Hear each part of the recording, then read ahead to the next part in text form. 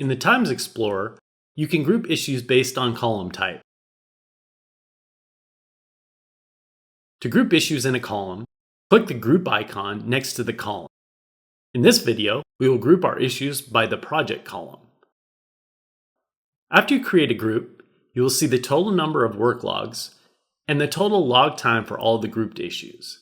These are the two totals you will see for each group column. Click the expand icon to see all the individual issues for the group column. You can also retract all the items again by clicking the same icon. You can ungroup the issues by clicking the group icon again. You can also group columns by opening the Customize Columns modal and then search for the column you want to group your issues with. Click the group icon that corresponds to the column, and the Times Explorer table will automatically update with the grouping. Or you can scroll down the list of 7 PACE and Jira specific columns to find the column you want to group your issue with.